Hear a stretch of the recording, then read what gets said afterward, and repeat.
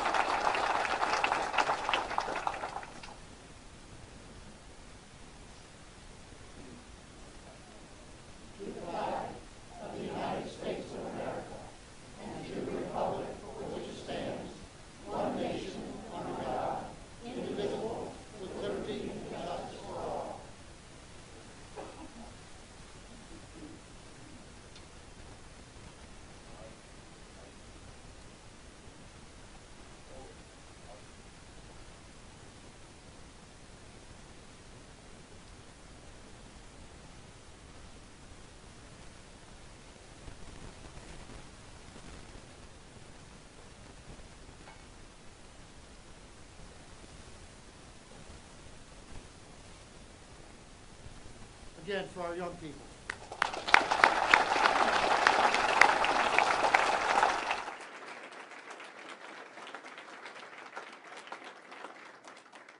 Please be seated. Governor, to get started, I'm going off script for about 15 seconds. For those of you who have served or are serving in the United States Armed Forces, would you please stand and be recognized?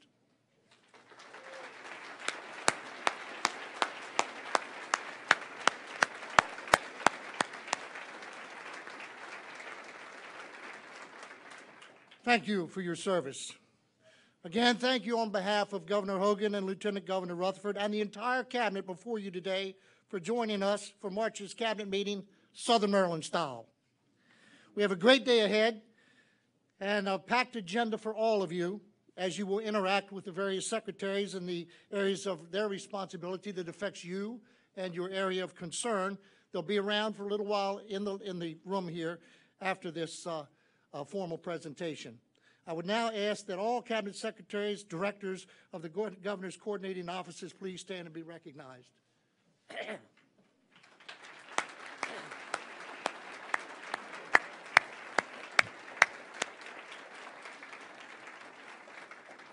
And please, for those members of the Calvert County, Charles County, and St. Mary's County delegation and all local officials thereof, please also stand and be recognized if you would.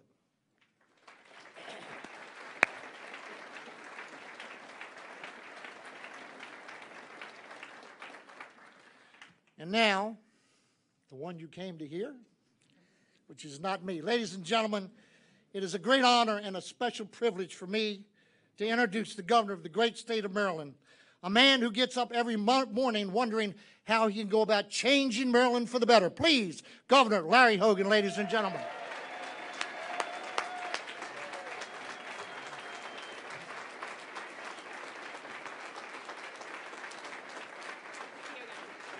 Wow, good morning. Thank you so much. Good morning, everybody. Good morning. Thank you. Thank you all very much. Thank you so much. Wow, what a warm Southern Maryland welcome that was. Thank you all so much. Thanks for being here this morning. Secretary Owings, thank you very much. That little vacation he was talking about, he was a hero in Vietnam. Serving in the Marine Corps, and I just want to thank him for his service.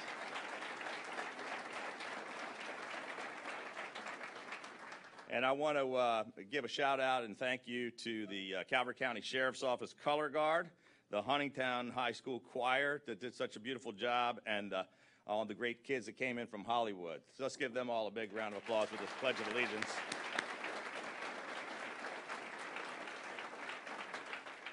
I want to thank Chief Fred Holzberger and President Pat Hassler of the Prince Frederick Volunteer Fire Department for hosting us today. And also, I'm glad that the fire marshal did not say anything about this crowd here this morning.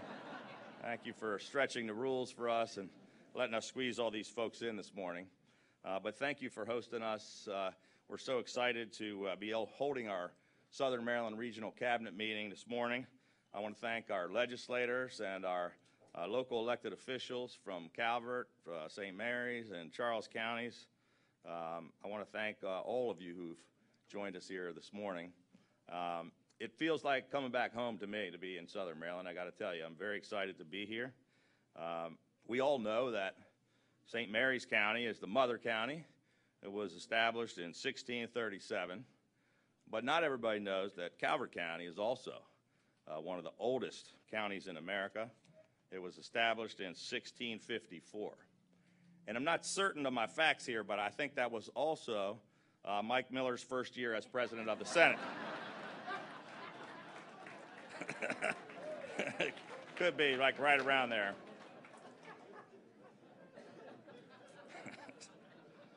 But we are excited to be hosting this regional cabinet meeting, and we are literally bringing the entire state government directly to you.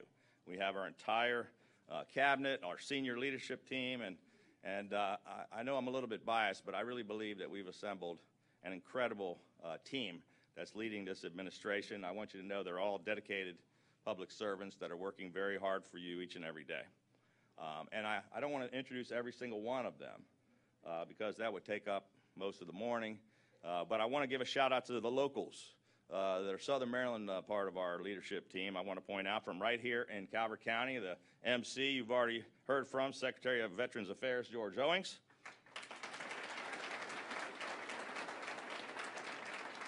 Our Chief Legislative Officer, Chris Shank, is also here in Calvert County.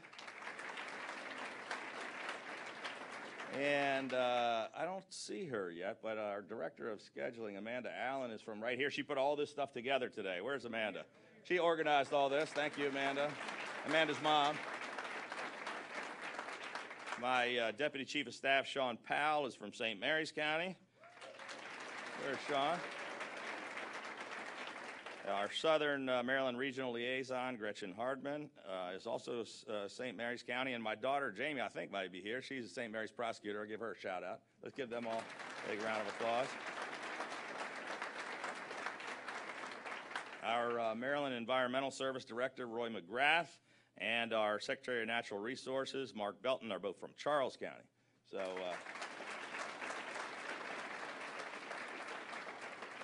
our entire team is really very much looking forward to a very full and productive day all throughout all three Southern Maryland counties. Just earlier this morning, I was at Huntingtown High School talking with a group of really smart government students and government student leaders.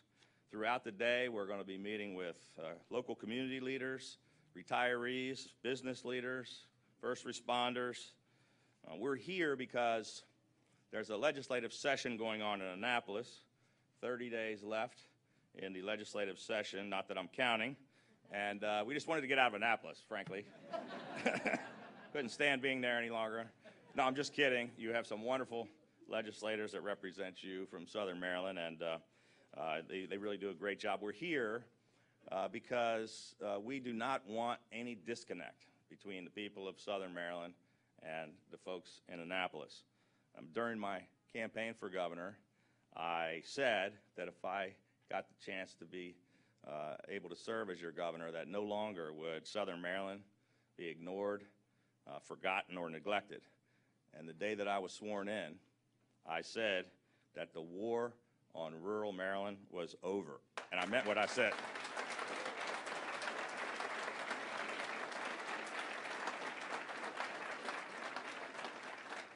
Our entire administration has been committed to listening to your concerns and staying engaged with your community, and we've been trying to help address your issues and your concerns. And we've made it a priority to make sure that people here in Southern Maryland know that they have a voice in Annapolis, that they have a seat at the table, and that they have a governor and an entire administration working and fighting on your behalf each and every day. For 3 years, our team has been focused on growing the private sector, creating more jobs, and turning our economy around. And thanks in large part to our small business job creators, we have been doing exactly what we said we would do. In the 3 years just before I took office, we had lost 8,000 businesses and 100,000 jobs. But over the last 3 years, we've created an incredible economic resurgence in Maryland. We had the best year for business in Maryland in 15 years, the best year for job growth in a decade. We went from losing 100,000 jobs to gaining 100,000 jobs. And we went from last place to first place in the Mid-Atlantic region in job creation. We're growing jobs at one of the fastest rates in America.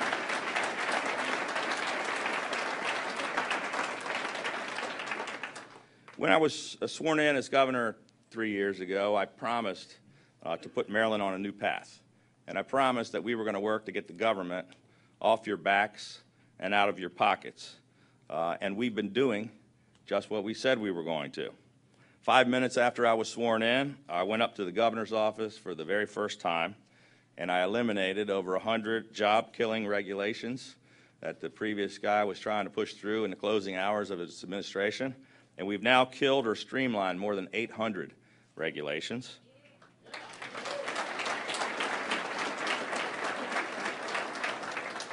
The day after I was sworn in, first of all, we had a really great inaugural ball. I celebrated with 10,000 of my closest friends till 4 o'clock in the morning. It was quite a night. And then about 4 hours later, we submitted the very first balanced budget in a decade, which eliminated nearly all of the $5.1 billion structural deficit that we inherited.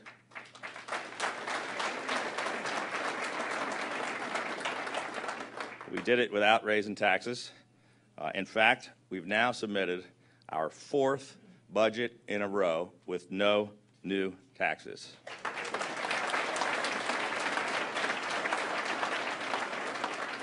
And I'll have to check the record books on this, but I'm not sure this has ever happened in Maryland before, but we've actually cut taxes 4 years in a row. We eliminated, that's a good, okay, yeah, why not? Yeah. Cut taxes. We eliminated or reduced 255 fees all across state government. We cut tolls at every single facility in the state. The first time tolls have been cut in 50 years. And George likes that one, going to the beach. And we put all this money back into the pockets of hardworking Maryland families and struggling small businesses and back into our growing economy. And this legislative session, we got 30 days left, but we're making incredible progress. We are once again pushing for, and we're going to get, even more tax cuts for hardworking middle-class families, retirees, and small businesses. That's probably something that's,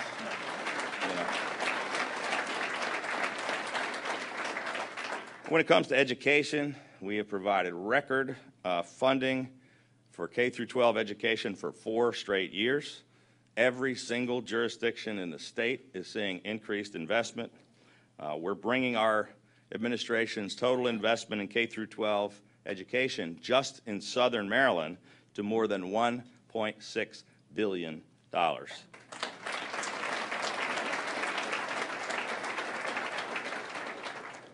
We're fighting to make our schools more accountable because the status quo simply is not good enough for Maryland's children.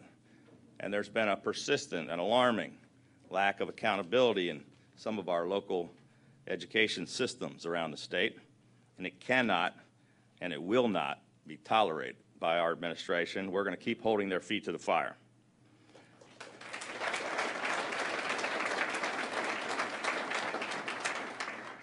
We're also this session pushing our Access Initiative, which would help inspire Maryland students at a young age to pursue careers in computer sciences by reframing our computer curriculums.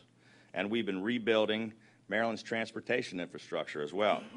After 8 years of neglect and mismanagement, and after $1 billion was siphoned from the Transportation Trust Fund, we successfully repealed the roadkill bill.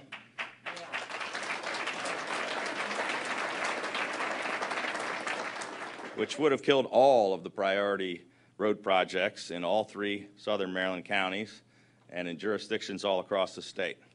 But we are now moving forward on nearly all of the highest priority transportation projects in every single jurisdiction from one end of the state to the other.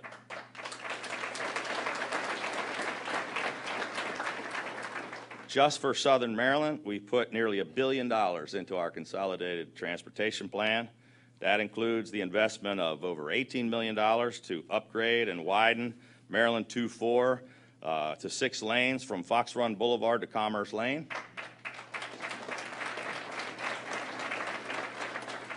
And a little bit later today, we'll be breaking ground on a $12 million project to upgrade and widen Maryland Route 5. And we funded the $765 million project to replace the Nice Bridge. And that's a good one.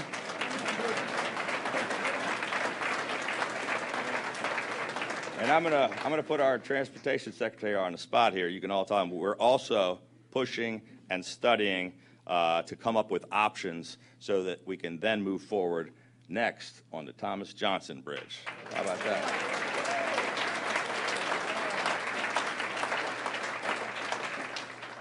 More than 1/3 of the entire state highway system has already been repaved, and we have nearly 1,000 transportation projects currently under construction in Maryland, totaling $9 billion. That's currently happening.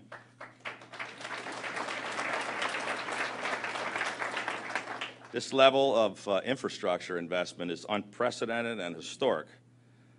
Our administration understands some of the incredible assets that you have here in Southern Maryland, and we've been proud to support them. Our budget, our latest budget, includes $28 million for the University System of Maryland, Southern Maryland Regional Higher Education Center, over $6 million for the Dr. Samuel A. Mudd Elementary School in Charles County, $6 million for Northern High School in Calvert County. And we're committed to more than $600 million to fund program Open Space, and other land preservation programs, which are incredibly important to Southern Maryland. We're the first administration in more than a decade to fully fund program Open Space. We've restored the money to the Chesapeake Bay Trust, the Chesapeake and Coastal Bays Restoration Fund. We put $4 billion into saving the Chesapeake Bay.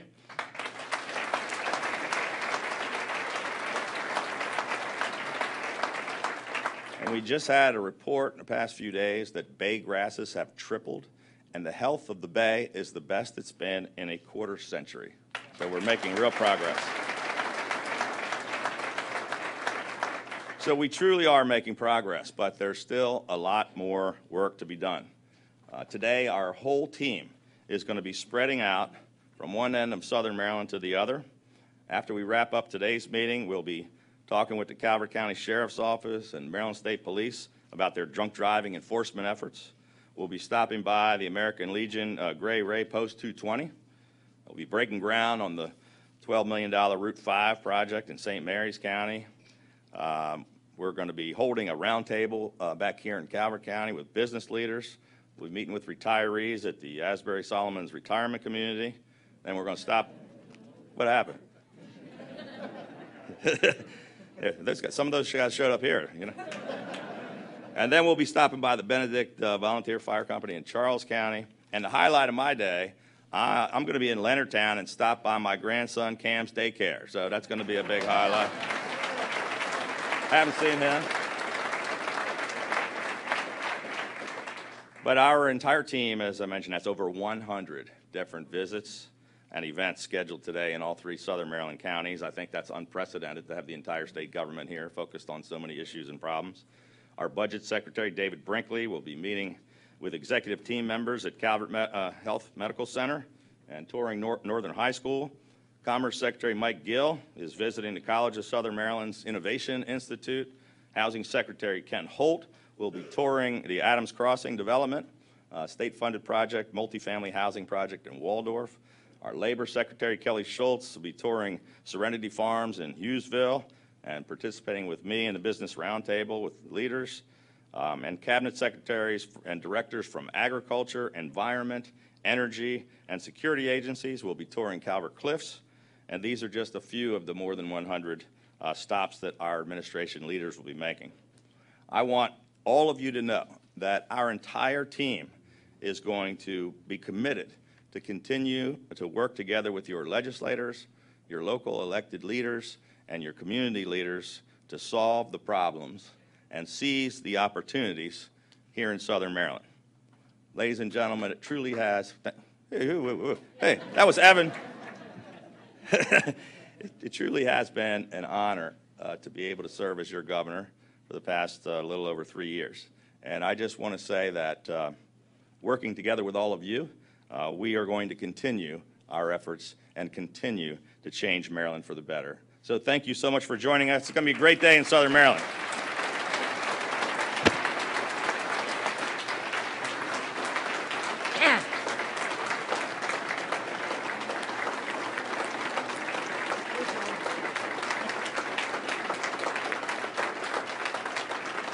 Thank you very much, Governor, for those very inspiring words. And as we head into your second 4-year term, I want to remind you of the first inauguration day when it was reported widely, even in the news, it'll be a cold day in hell before you're elected. I will remind you it snowed 4 inches the day you were sworn in. Some of you were there. As one of his first acts in office, Governor Hogan tasked the Lieutenant Governor Boyd Rutherford with leading the Heroin and Opioid Emergency Task Force. I don't need to tell you where we are in this day and age, not only here in Maryland, but across the country. The task force advises and assists the governor in establishing a coordinated statewide and multi-jurisdictional effort to prevent, treat, and significantly reduce heroin and opioid abuse in the state. The Lieutenant Governor will now brief you on the Hogan administration's ongoing efforts in fighting the heroin crisis. And now, please welcome to the podium our Lieutenant Governor, Boyd Rutherford. Lieutenant Governor.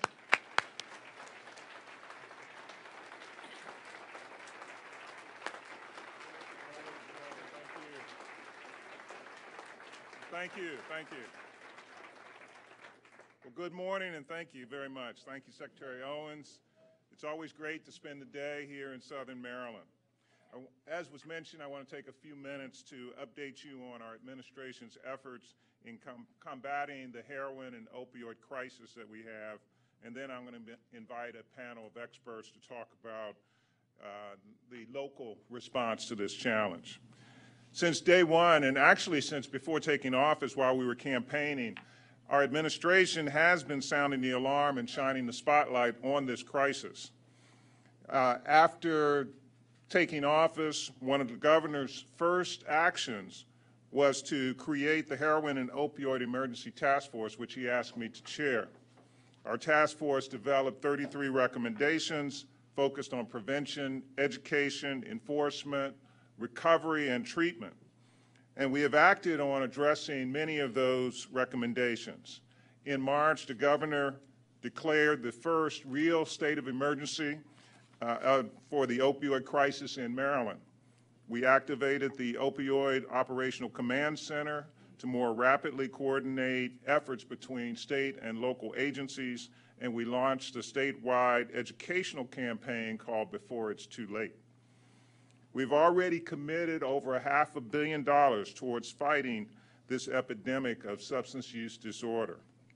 And this year, we submitted another bold legislative package focused on treatment, prevention, and enforcement, including measures to improve and enhance the data sharing between our emergency medical service providers and law enforcement. As this crisis evolves, so must our response, and we can't do it alone.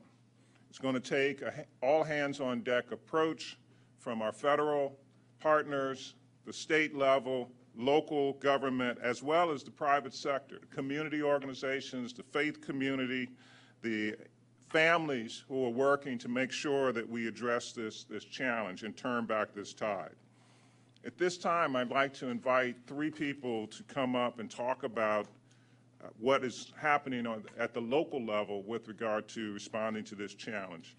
First, Sheriff Tim Cameron from St. Mary's County. Sheriff also served on our Maryland Heroin and Opioid Emergency Task Force, as well as second Judge Mark Chandley is the Calvert County Circuit Court Judge and heads the Calvert County Drug Court Program. And then last but not least, Bernie Fowler, founder of Farming for Hunger in Charles County, which is doing an incredible job with the local communities, working in the local communities to make a difference in those folks' lives who are struggling with this addiction. So I'll turn it over to the gentleman. I want to begin by turning it over to Sheriff Cameron. Thank you.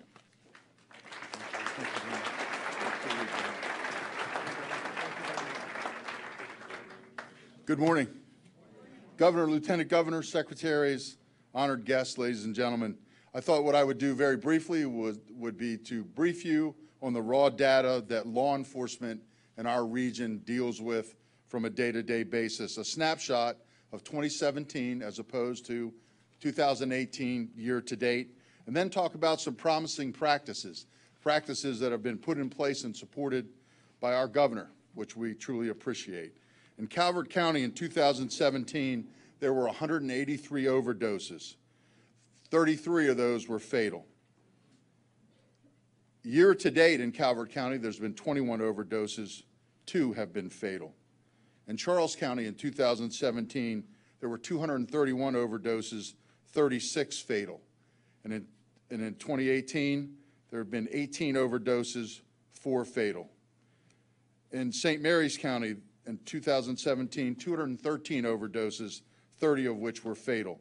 In 2018 year-to-date, there have been 8 overdoses, 3 that were fatal. One of the very important tools that we utilize is Narcan or Naxalone, which gives people that have overdosed, and in some cases died on the scene, the ability to survive that overdose and perhaps get into treatment and go on and further their lives. We have deployed in Calvert County in 2017 Narcan 71 times to 49 patients. In 2018 to date, Calvert has deployed Narcan 19 times to 17 patients. In Charles County, they deployed it 121 times, and in year-to-date 2018, 8 times. In St. Mary's County, we've deployed Narcan in 2017 146 times to 82 patients, and in 2018, we've deployed Narcan 6 times to 5 patients. Some of the similarities in our region in response to this opioid epidemic have been sustained prevention and education programs with our partners both within our counties and our region. There's collaboration now that's more effective and efficient than ever before. The use of drug courts, medically assisted treatment, all things that are showing some promise. Specific to Calvert County, there's 6 new canine dogs that are trained in detection, which will be used in enforcement. Drug court has been very, very successful here. Charles County, peer recovery specialists that are being trained to respond to overdose scenes and possibly even on search warrants where drugs are involved. They also have put into practice a Hope Trailer, which is a mock-up of a bedroom to teach parents what to look for with drug addiction. In St. Mary's, opiate education in our schools is sustained and goes on. Comprehensive harm reduction strategy, which I'm very excited about, our very dynamic health officer in St. Mary's. I'm looking forward to that. The use of ODMAP and our behavioral health liaison, which I'm hoping will be able to respond out to search warrants and overdoses as well to connect people to treatment. Governor Hogan said that this visit is unprecedented. I find that your tenure as governor has been unprecedented. And speaking for law enforcement, yes.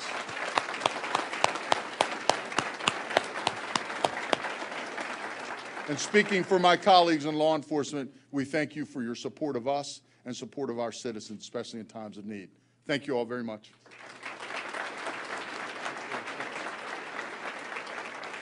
Thanks again, Sheriff. And just a point of clarity, when the sheriff was talking about the number of times that they're utilizing naloxone or Narcan, and the amount of people that they're responding, in some cases, and particularly now with fentanyl and some other of these derivatives, that they have to provide more than one dosage because of the strength associated with fentanyl and some of these other. So it is an additional resource that is taken to revive some of the people. I want to turn next to Judge Chandley and ask him to give an update on the drug court program. Thank you.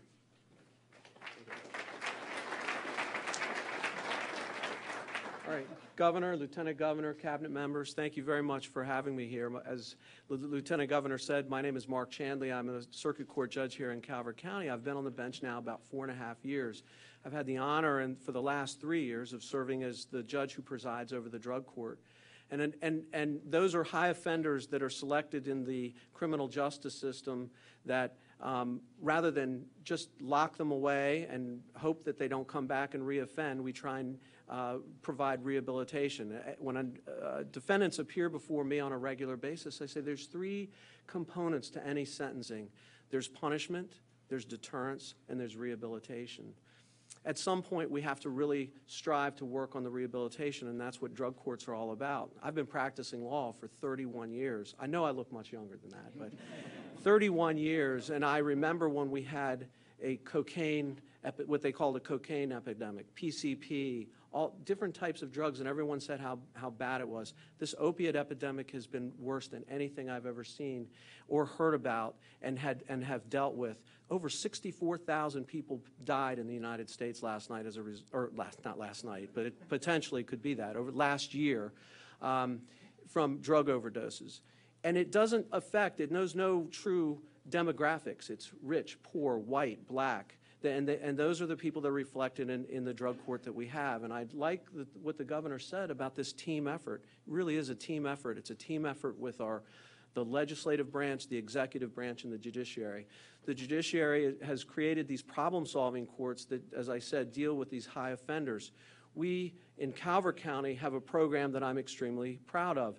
We work on that team concept. We work with the state's attorney's office, the public defender's office, the Division of Parole and Probation, the mental health providers, the detention center. We have multiple people on our team that work to try and get people the help that they need, because it not only helps them, it helps our community, because we don't have to worry about these people reoffending, breaking into our homes, causing the destruction that it creates in our community. And so it's important for us to work together. We've strived to do that. We've partnered outside of just the criminal justice system. We partnered with Bernie Fowler, whom you're going to hear with Farming for Hunger. The participants in my drug court have performed over 1,456 hours of community service at that program, and I know he's going to tell you about it. And once you hear from Bernie, you'll see why we've partnered with Farming for Hunger to do that. We have treated, just in the short, almost 3 years now, we've had over 123 participants. We've had 4 graduations. We've graduated 30 people from the program whom I think are going to be better people in the community. And by the way, in our drug court program, it's not just the sobriety. It's the whole package that we demand from the program. We want the people that go through our drug court to be drug-free, to have good family relationships, and to contribute to our community. And that's really what the important thing is giving back to our community. I'm proud to say that our drug court is participating in this fight with all branches of government to try and help defeat this opioid addiction that we have. Thank you all very much.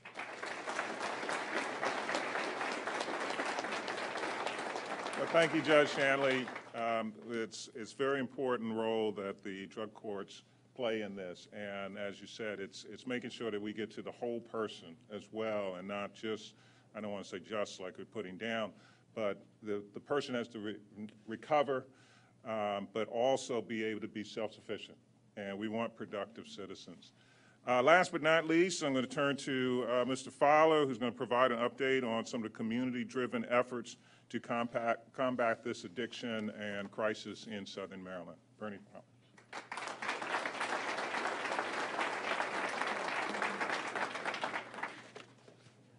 It's a great honor to share with you this morning, Governor Hogan, Lieutenant Governor Rutherford, cabinet members, and guests about our youth development initiative at Farming for Hunger.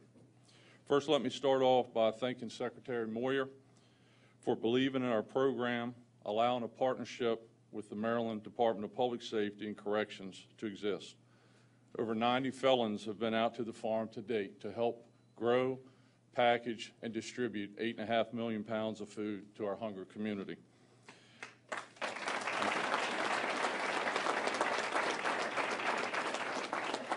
I'd also like to thank you for your willingness to step outside the box to allow our student and inmate field trip experience take place. We are seeing incredible results.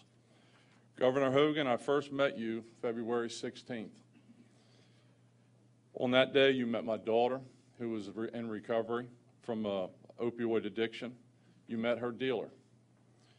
You also met a shy inmate named Rico Nelson, a fairly large drug dealer for Southern Maryland. He was serving the 7th of his final year of incarceration. He spoke to you about his job and his duties in the greenhouse that day. There's a picture of that day right there. I asked you if there was a way to hire Rico at the farm when he was released, so he could work with incoming inmates and help develop our youth initiative program. On December 23rd, 2016, Rico Nelson walked out of prison. On January 2nd, 2017, he started at Farming for Hunger as a drug prevention coordinator with the assistance of your Office of Crime Control and Prevention. Glenn is here today. Thank you so much, Glenn, for working with us on this.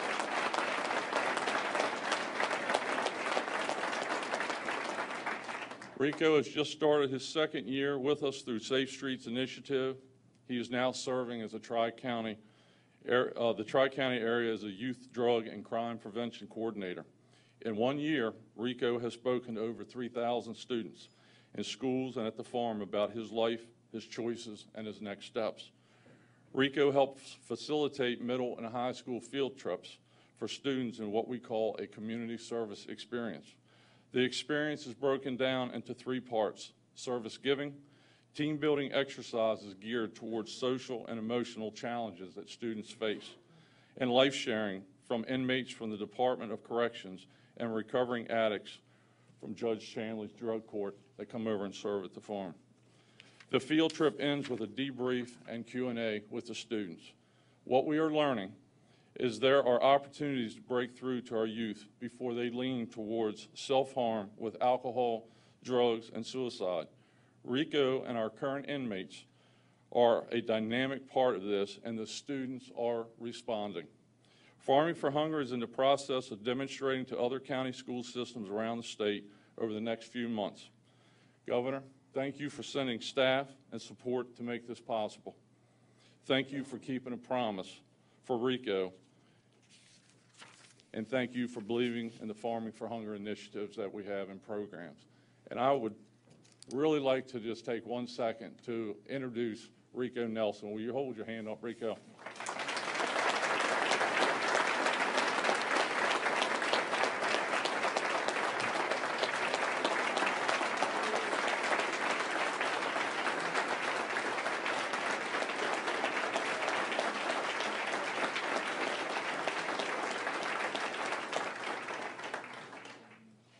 Thank you. And before I turn it back over to Secretary Owens, we have some citations, I believe. I don't know where they are, that I'm supposed to be presenting. Oh, there. I'm looking the wrong way. Here we are. Okay. Okay. First to Sheriff Tim Cameron. Be it known on behalf of the citizens of this state, in recognition of your extensive experience in the field of law enforcement and success as Sheriff of St. Mary's County, in honor of the integrity, high-level professionalism, and leadership you have demonstrated during your 3 terms in office, and it's the people of Maryland joined together in honoring you for your courageous and dedicated service to St. Mary's County and our state. We're pleased to confer upon you this governor's citation signed this day, Lawrence J. Hogan, Jr., Governor, myself, John C.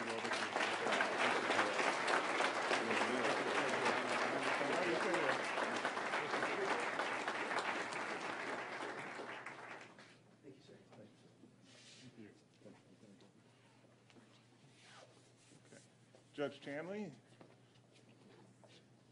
greetings be it known. I'll continue to read because they're all different. In recognition of your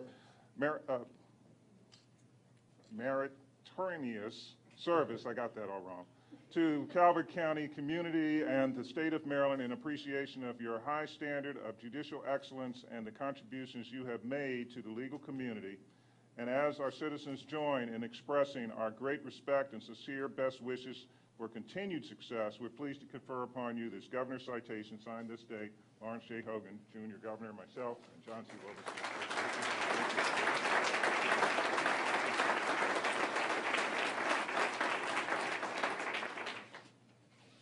And last but not least, Bernie Fowler, Farming for Hunger. Greetings be it known that on behalf of the citizens of this state, in recognition of your success in raising and helping to distribute 8.5 million pounds of food since 2012, working with Department of Public Safety and Corrections, Maryland Food Bank, and community volunteers, in honor of your vision and tireless efforts to transform farming into a way to bring hope and new beginnings to those struggling with addiction and other challenging issues.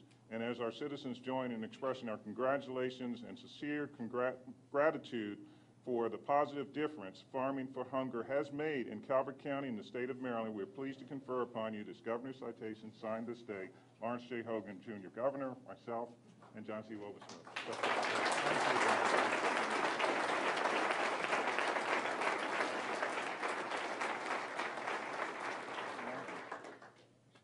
And I'll see you later today. Yes, sir. Okay, thank you very much.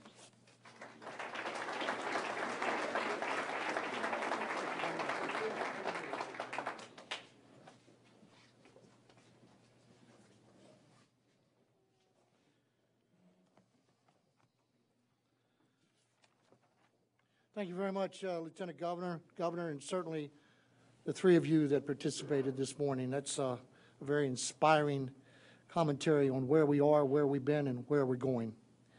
I'd like now to introduce Steve McAdams, Executive Director of Governor's Office of Community Initiatives.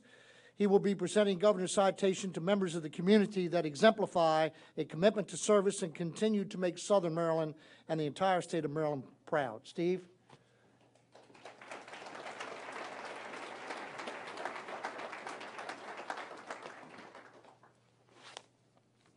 Good morning. If I could ask the governor and lieutenant governor to come up, please. Good morning. Good morning. As Secretary Owen said, I am Steve McAdams, and I'm honored to be here today to present governor's citations to exemplary members of this community.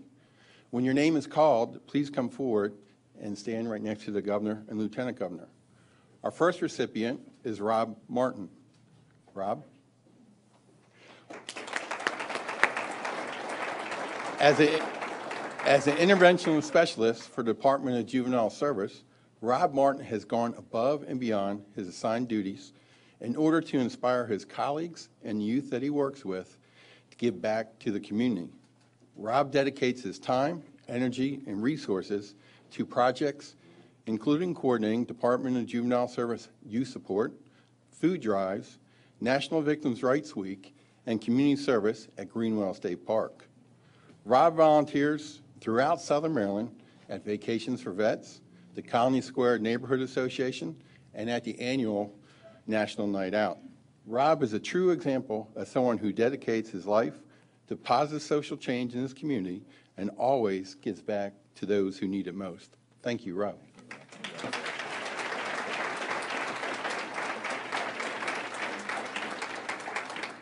Southern Maryland Job Source, Hans Welch.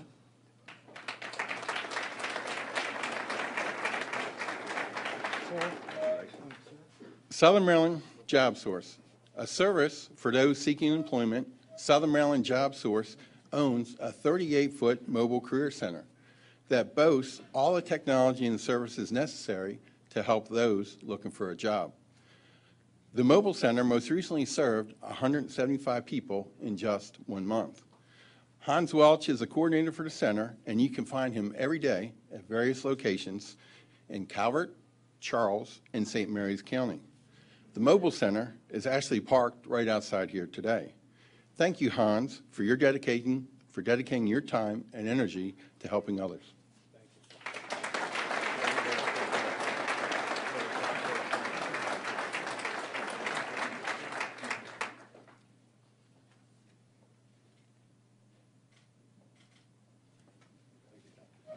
I actually had to park up by a hotel, though. We took up all the space. Congratulations. Thank you.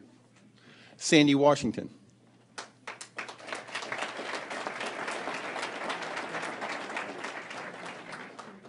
Sandy is Executive Director of Lifestyles of Maryland, an organization that recently celebrated 20 years of providing hope and help throughout Southern Maryland communities.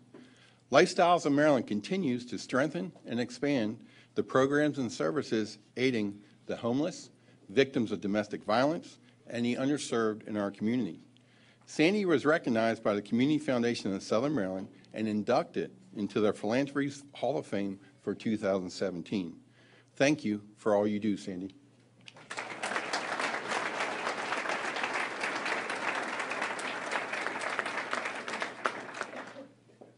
Candice D'Agostino.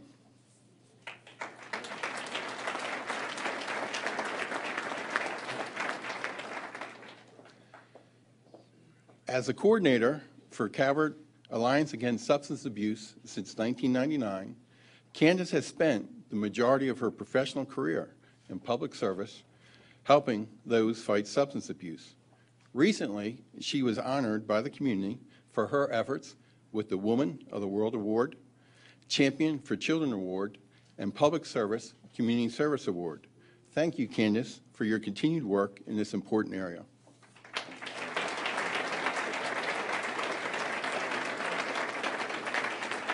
I'd like to congratulate all of our recipients, and I'd like to welcome back Secretary George Owens.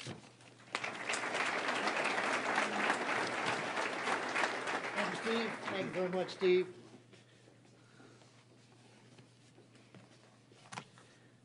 Our next presenter is, well, actually, it's me. On behalf of the entire Department of Veterans Affairs, Governor Hogan and Lieutenant Governor Rutherford, it gives me a great honor to be able to stand before you today and pick out one of the 5 programs in the department that will be highlighted.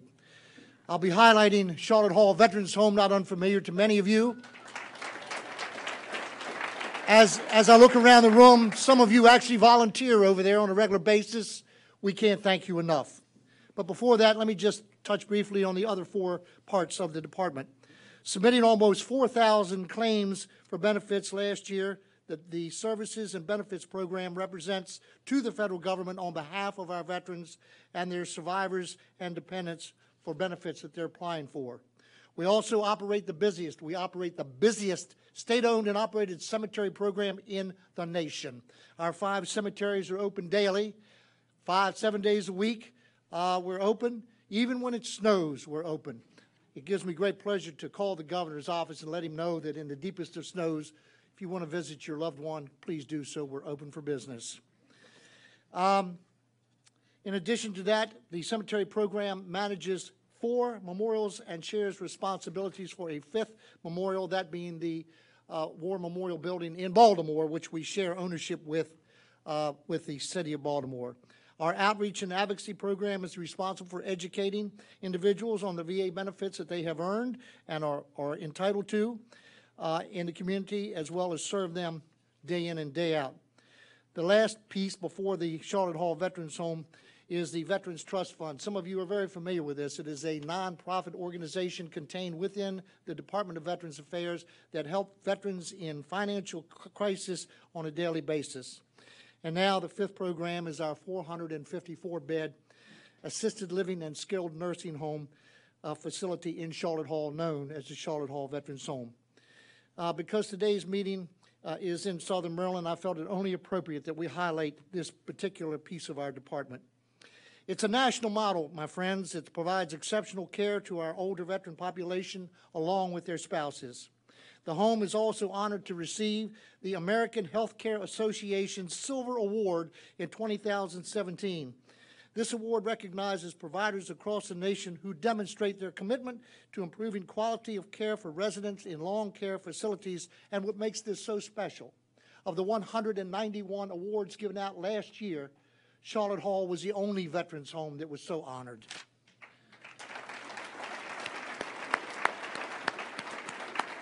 The majority of our residents at Charlotte Hall have county ties to Prince George's, followed by Charles, Anne Arundel, and St. Mary's County.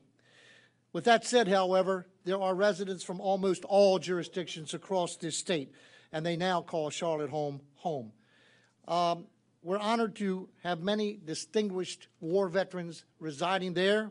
Some of the awards that they have earned, are a Silver Star. We have 15 Bronze Star recipients. We have 10 Purple Heart recipients. We have 1 former prisoner of war residing there. But to us, they're all heroes, and we treat them accordingly. The U.S. Army continues to win when it comes to service branch history for our residents, making up 48% of the population there. Keep it down, keep it down. Followed by the United States Navy, which makes up 19% of the population. Retired Admiral Belton, you'll hear from shortly. And 90% of the veterans at the home served during a wartime period, with 38% having served during the Vietnam era. The home has numerous on-site medical services, including, but not limited to, attending physicians, nurse practitioners, dental services, optometry, podiatry, physical therapy, occupational therapy, and speech therapy. In addition, an on-site pharmacy, barber, beauty shop, massage therapists all make access available to personal services and convenient for our residents. Charlotte Hall could not be successful in its mission, however, serving those who serve without the support, and I've already spoken to some of you about your service there and your commitment to volunteerism. Last year, 22,000 volunteer hours were donated to those living at the home. Funding for Charlotte Hall is provided in part by the United States Department of Veterans Affairs. 65% of the home's funding is provided by the federal VA, within the remaining part being donated, or not donated, but budgeted to our state governor. Thank you for that, of course. We're privileged to have a governor who shares in our commitment to serving the veteran community. And again, I can't thank the administration enough for treating us the way that they do. In fact, in 2015 legislative session, the governor's first bill signed designated March 30th as a Welcome Home Vietnam Day. He is veteran-centric, ladies and gentlemen, make no mistake.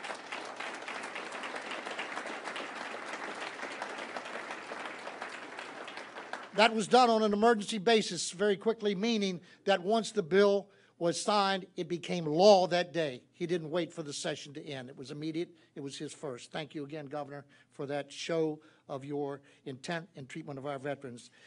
In 2015, the governor introduced legislation to eliminate all income tax on military retirement, which he has done again this year and will continue to do until we have 100% elimination on all of our military retirement income. Again, thank you for that.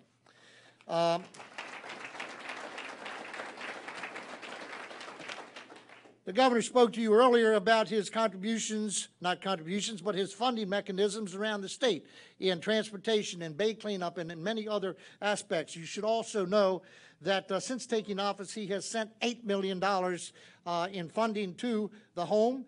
It includes the rooftop replacement project, a $1 million project fully funded by General Services that replaced 50,000 square feet of standing seam metal roofing, gutters, and downspouts. In addition to that, the administration spent $4 million, and including a wastewater treatment plant upgrade that was dedicated by the Lieutenant Governor last year, rooftop HVAC unit replacement, and a fire alarm replacement. The administration continues in its support of community-funded projects to include a 2017 landscape makeover provided by Home Depot. That $20,000 makeover included shrubs, mulch, gardening tools, and 80 volunteers on their day off from Home Depot to come down and do the work there. From Governor Hogan's first piece of legislation of designating Welcome Home Vietnam veterans until today, he continues in his commitment to our veteran community. This is evidenced again by the elimination of the income tax retirement on military income, his elimination of fees for all veterans to our state parks. Thank you, Governor. Thank you, Secretary Belton. And for the veteran designation on your license. For those of you that have your licenses now, you'll notice it says on the front, veteran, right under your picture. Again, just another move by the administration to honor those of us who have served. We look forward to an exciting year as we continue down the road of representing our veterans.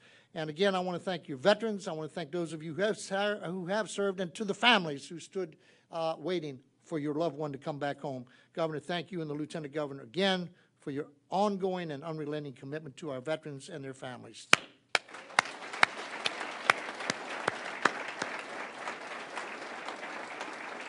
And now, I would like to welcome to the podium Secretary Joe Bartenfelder of the Maryland Department of Agriculture and Secretary Mark Belton of the Department of Natural Resources. They will be talking to you about the growing seafood and agricultural market in Southern Maryland, and they're ready to meet you after this for any questions you may have. Secretary. Thank you.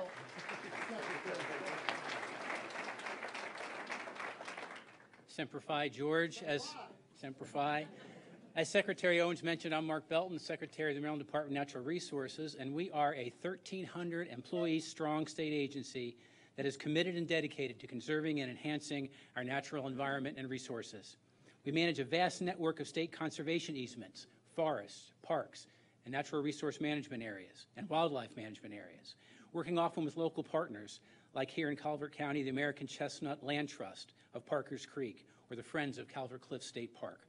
We also manage the state's waterways, including our creeks, rivers, streams, and of course, Chesapeake Bay, which is home to a robust charter boat industry like the one in Chesapeake Beach, as well as commercial watermen and recreational anglers. One keystone species we spend an unusual amount of time on is the eastern oyster, which cleans and filters water and provides exceptional ecosystem benefits. Last year, the agency announced its intention to complete 2 large-scale oyster restoration projects right here in southern Maryland, in Breton Bay and the upper St. Mary's River. Working with our partners, we will rebuild historic oyster reefs that will be permanently preserved and protected. Another important aspect we focus on is shellfish aquaculture, or shellfish farming. We have a dedicated team of experts who partner with private business, industry, and watermen to educate, fund, and train those interested in this emerging business venture. Aquaculture benefits both the environment, because it increases the number of oysters in the water, and the economy by providing needed jobs and investment. Since 2010, the state has made considerable progress promoting aquaculture in Calvert County and the broader Chesapeake Bay, and we've witnessed exponential growth in the number of active aquaculture acres, 6,619 as of last count, on 412 leases, comprising both submerged bottom and water column leases. And most importantly, bushels harvested, topping 73,000 with an estimated dockside value of $6 million. Aquaculture continues to accelerate right here in Calvert County and around the state, with roughly 500 individuals employed in this emerging industry, many of whom are Maryland watermen. In fact, 2017 was a banner year for Maryland aquaculture, as a record number of shellfish lease applications, 74, were submitted. As more leases come on board and more investment pours in, we certainly expect Maryland's aquaculture industry to continue to grow at a steady and strong pace, both domestically and internationally. More oysters are good for the Bay and for Maryland's seafood industry. Advancing aquaculture is yet another way we are changing Maryland for the better. Now let me pass the microphone to Maryland Department of Agriculture Secretary Joe Bartenfelder, who will discuss how his agency is promoting seafood marketing. Joe.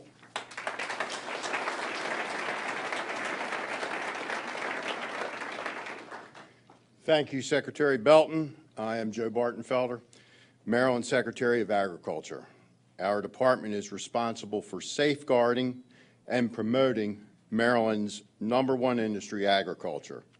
This includes marketing agriculture and seafood products throughout the region and internationally. Through our Maryland's Best program, we've invested state funds into marketing initiatives that help our farmers and watermen maximize market exposure and ensure their ability to maintain profitable operations with potential for growth. We've all heard the cliche, a rising tide lifts all boats. This is especially true here in southern Maryland. A thriving seafood industry is a key component to strengthening our economy. Since we're in Calvert County today, I'd like to talk about what MDA is doing to increase demand and open new markets for Maryland seafood. MDA has promoted seafood at a variety of events, including the Maryland State Fair, National Hard Crab Derby, Maryland Seafood Festival, and the U.S. Oyster Festival at St. Mary's County Fairgrounds. MDA hosts the annual Maryland's Best Food and Beverage Expo, an event that helps connect local producers to buyers from retail grocery chains, restaurants, local school systems, and other venues. This year's event was held in January at the Navy Marine Corps Stadium and placed an emphasis on local seafood producers. We had more than 400 companies participating. As Secretary Belton mentioned, there's been a tremendous growth in oysters throughout our state. This is great news for water quality and for our oystermen. In light of this growth, Maryland's Best has launched a statewide advertising campaign to boost demand for Maryland oysters. We have spent more than $21,000 in advertising for oysters across the state. This includes billboards in Baltimore, public radio spots in Washington, D.C. and Baltimore, and targeted social media advertisements statewide. These ads have reached more than 5 million people in Maryland and Washington, D.C. Right now, seafood marketing staff is in Boston for the Seafood Expo North America, where we're showcasing a handful of Maryland producers, including Southern Maryland's own Hollywood Oyster Company. In June,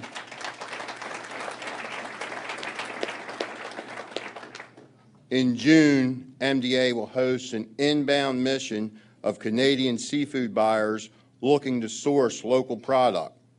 We hosted a similar inbound mission for watermelon growers last year that was very successful. I encourage any local producer or waterman interested in participating to contact our marketing department. If anyone would like to hear more about this trade mission or Maryland seafood in general, Secretary Belton and I will both be in the lobby after the meeting with MDA and DNR staff. Stop by the Maryland's Best poster, which is over there, and say hello. Our seafood industry is a point of pride for Marylanders, especially here in Calvert County. I look forward to working with all our watermen, oystermen, processors to make sure we continue to grow and provide the fresh, delicious seafood our state is known for. Thank you.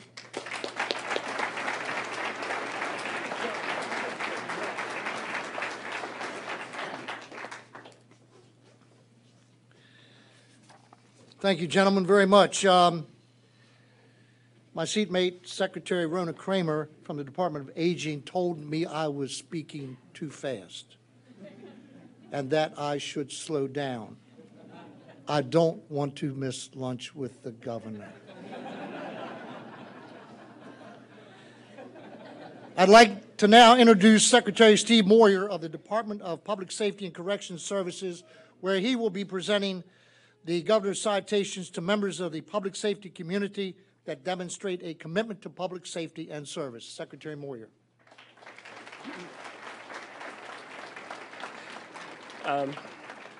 Good morning.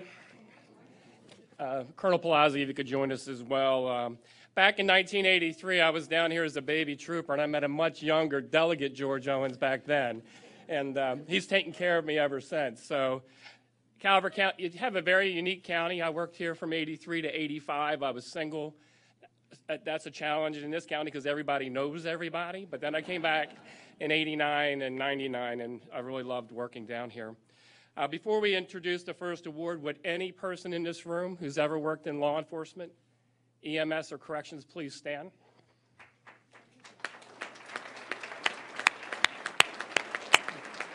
Governor, we thank you for passing the Hometown Heroes Act because these people in the room are actually Hogan's heroes. Calvert County Sheriff's Office, Special Operations Team, please come forward. Sheriff Evans. Our next citation is for a very honorable group. In a recent event, the Special Operations Team went above and beyond the call of duty to serve and protect people of Calvert County. These Sheriff's Office deputies were able to effectively coordinate tasks and responsibilities that ultimately prevented what could have been a deadly situation, especially Deputy First Class Yuri Borchesky, who is here today. Thank you for your service and commitment.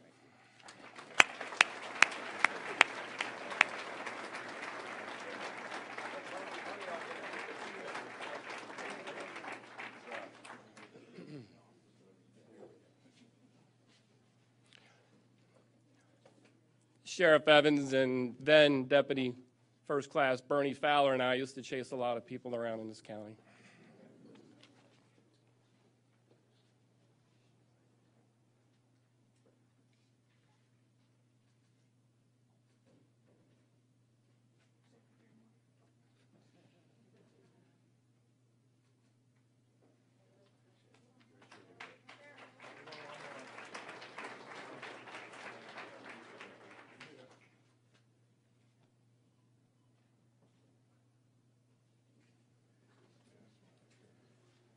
Deputy First Class Dean Naughton. As a member of the Calvert County Sheriff's Office for 4 years, Deputy First Class Dean Naughton has proved himself to be a team player and a vital part of the Sheriff's Office. He was recognized as Deputy of the Year in 2017 for his consistent efforts and dedication to the law enforcement profession. Thank you for your service, and we salute you.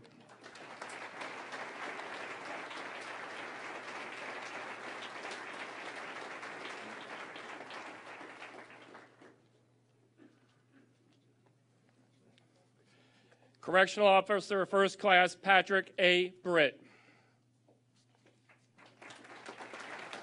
As a member of the St. Mary's County Sheriff's Office since 2012, Correctional Officer First Class Britt has been an inspirational team leader for others. Most recently, he was awarded 2017 Correctional Officer of the Year and was recognized for his extraordinary performance when one of the parents of an individual wrote a letter of appreciation boasting how Britt's work ethic and patience impressed her son and made a life-changing impact based on Britt's commitment to helping incarcerated individuals. Thank you for your hard work and service, and we salute you.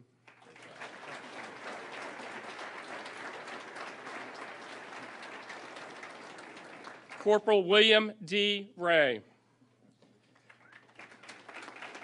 Corporal Ray is a true ambassador of the police profession and an invaluable asset of the St. Mary's County Sheriff's Office. Since 1999, he has been a leader and team player in all aspects of the office, from investigations, interviews, and interrogations to training. He has been dedicated to the citizens of St. Mary's County. Recently, he was awarded Deputy of the Year for 2017. Thank you, Corporal, for your steadfast commitment to and passion for protecting citizens of Maryland.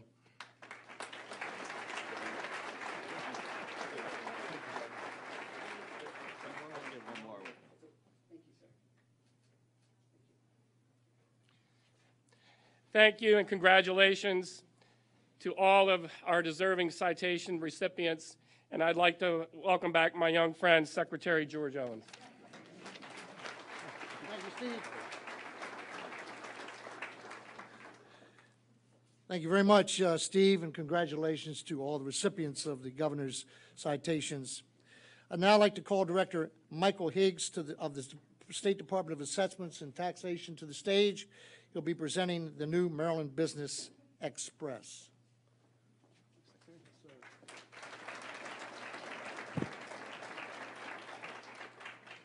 Thank you, George, for the introduction, and thank you to beautiful Calvert County for hosting us this morning.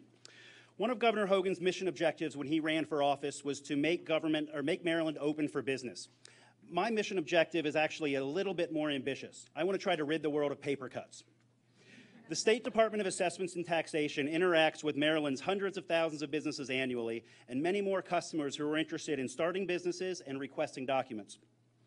Our department plays an integral role in how easy it is now to do business in the state of Maryland. We've made huge strides in the past few years. It used to be that most business transactions in Maryland were completed either by mail or in person, and people had to come in to our home office in Baltimore. They had to fill out paperwork, they had to put a check in the mail and wait for documents to be mailed back to them. Maryland businesses want to create jobs and support families, but we're constantly being stalled by these cumbersome paper filing processes that were literally unchanged dating back to the 1980s. The solution to our problem is better engagement with Maryland's business customers by leveraging modern, digital, accessible technology. Maryland Business Express, our department's award-winning online business portal, is achieving that goal. Since 2016, Maryland Business Express has been rolling out more and more services online. No longer would someone have to fill out a form, pay a fee, and then wait for a copy to be placed in the mail. It could all be done online. By uploading documents, Maryland Business Express now allows anyone viewing filings for free, and instead of being able to only see that your business is not in good standing, we now provide reasons for that and help you get your business back into good standing. And the results speak for themselves. In an agency that was routinely ranked near the bottom in customer satisfaction, Maryland Business Express allowed SDAT to realize dramatic improvements in application processing times, including a reduction from 10 to 4 weeks to start a business. Maryland Business Express now processes more than 250,000 transactions annually, allowing customers to interact with the state anytime it's convenient for them. This frees up our employees to spend more time reducing backlogs and helping our customers. Over the past few years, Maryland Business Express has helped to make it easier and more attractive to do business in Maryland, but there is still no comprehensive guide for starting a business that is accessible to the average Marylander sitting at home on their computer. That is until now. Located at businessexpress.maryland.gov, the redesigned website is an interagency collaboration that will help guide existing business owners and aspiring entrepreneurs through the process of planning, starting, managing, and growing their business. The layout of each section is based on the questions most commonly asked by entrepreneurs, allowing us to tailor the website to that specific audience. Based on the 8 steps to planning your business, the plan section provides information on writing a business plan, finding funding, and links to organizations that provide free training sessions and other resources. The start section walks you through the process of registering your business with the state, establishing Maryland and federal tax accounts, and obtaining tax ID, insurance, licenses, and permits. Once a business is established, it still requires upkeep annually. The Manage section helps business owners maintain good standing status, make legal changes to their business structure, and pay state taxes and insurance. From business tax credits to the minority business enterprise, Maryland agencies offer a wide variety of programs and incentives to help businesses grow. This section will help business owners find the program that best meets their business needs. The new Maryland Business Express website embodies Governor Hogan's customer service promise to make government more accessible to its citizens. Many questions are answered on the site, but if you have more questions, you should ask our business chatbot. Chatbot is a digital assistant designed to communicate and deliver real-time information to our customers. It's available 24 hours a day, 7 days a week. And in fact, Chatbot is the first of its kind in the nation, run by government agencies, that is specifically designed for business purposes. When you ask Chatbot, how do I write a business plan? Chatbot responds by providing you helpful information. Chatbot is still in beta form, but the more we use Chatbot, the more data we collect to improve its functionality. This easy-to-navigate website provides quick access to the information, applications, and forms that Maryland business owners and entrepreneurs need the most. It will be a tremendous benefit to Maryland's business community. We are especially excited because there is so much more that can be done. From the creation of user profiles to increased use of automated email notifications, Maryland Business Express will continue developing to tear down the walls that separate disparate state agencies from the business customers that we all serve. Oh, and one more thing. Chatbot, is Maryland open for business? Absolutely. Thank you very much.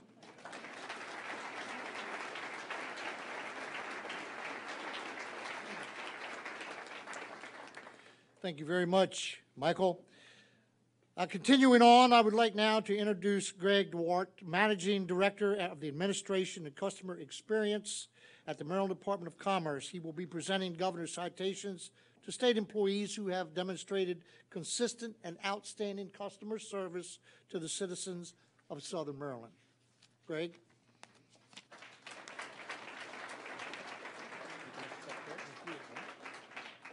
Morning, everyone.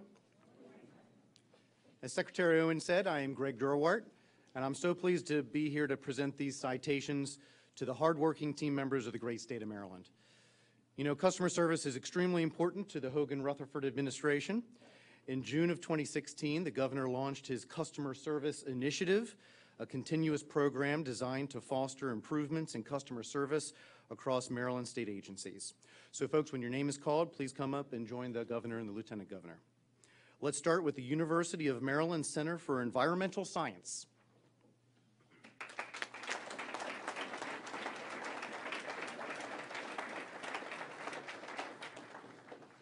Founded in 1925, the Chesapeake Biological Laboratory has been a national leader in fisheries, estuarine ecology, environmental chemistry, and toxicology for over 90 years. Today, the center is being nominated for their enormous and continuous contributions to Chesapeake Bay restoration.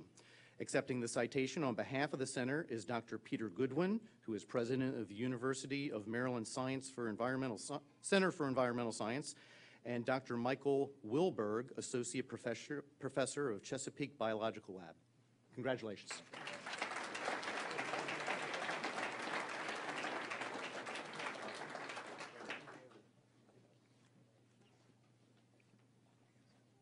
Next up is Sharon Murphy.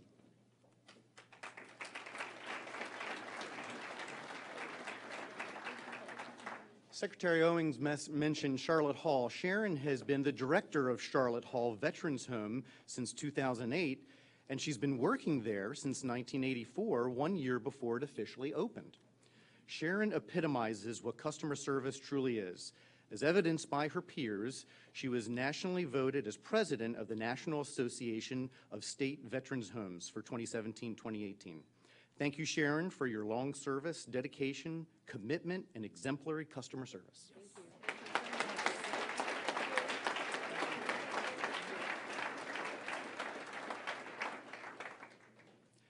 Gail Mister, please come up.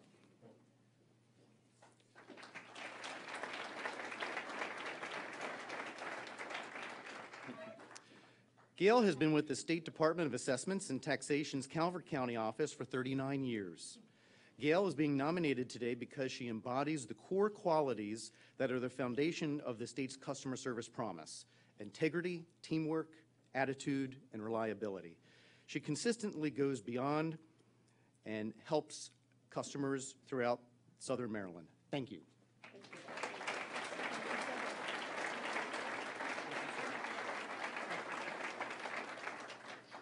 Next up is Jim House. Here he comes.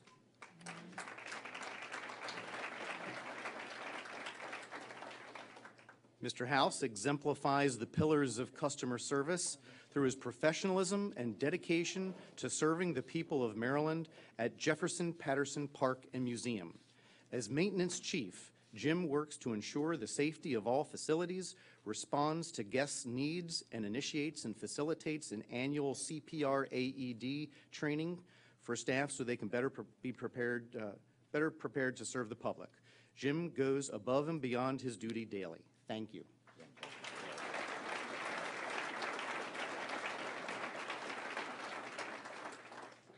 Last but not least is Olivia Diet.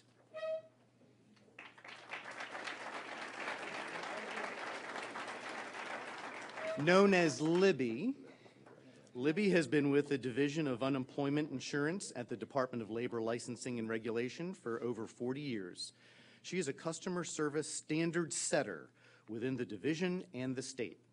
Customers in this division have lost their jobs and face the harrowing and often unplanned prospect of meeting certain financial obligations.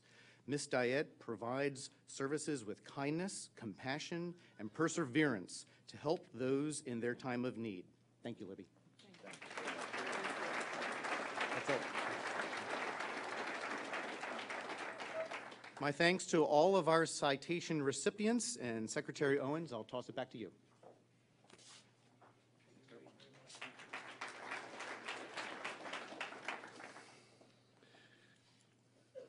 Thank you very much, Greg, for those presentations, and congratulations to all the recipients. Sharon, especially you. You make us very proud.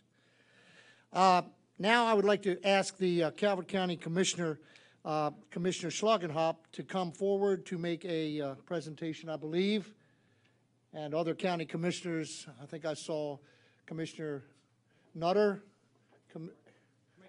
Commissioner Hart is here. Commissioner Hedgel is with us.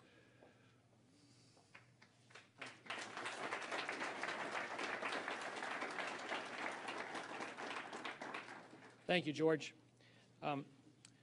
Governor and Lieutenant Governor, it's such an honor to have you here today joining us in Calvert County. And to the cabinet members who have become such good friends over the past 4 years, I'm so thrilled to have you here in Calvert County. Speaking quickly about Calvert County, the only county in the state of Maryland that has an agreed-upon funding formula between the Board of Education and the local county government. So we're really thrilled about that. Governor, I have a little proclamation, if I may read, if you would, sir, be so kind.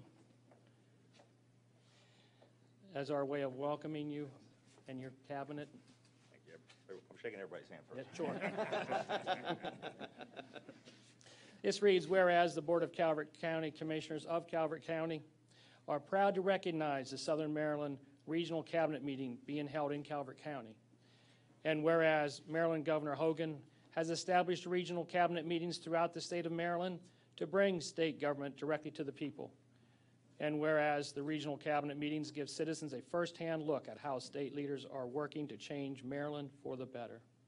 Now, therefore, be it proclaimed by the Board of County Commissioners of Calvert County that a heartfelt welcome is extended to Governor Larry Hogan, Lieutenant Governor Boyd Rutherford, and the governor's cabinet members upon the convening of the regional cabinet meeting in Calvert County.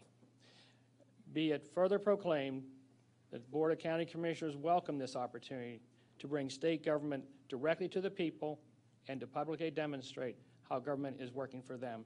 Given under our hands and sealed this 12th day of March 2018, signed by all 5 county commissioners, and we also have a little gift for you. Let's do that. Let's get a picture of that back.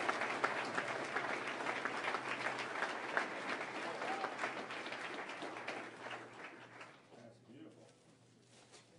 We won't be drinking the wine on the way back. Thank you so much.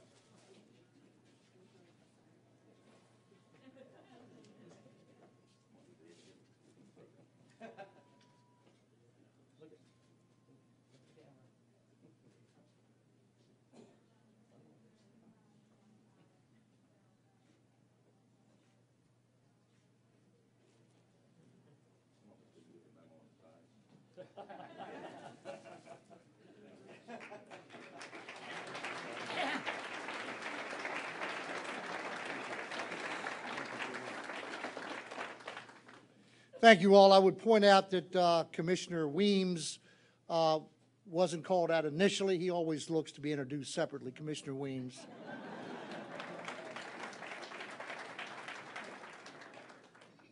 President Saukenhop, I would point out that while those gifts were very nice, neither the governor nor the lieutenant governor have one of those Calvert County ties. Just saying. Just saying, you know. Ladies and gentlemen,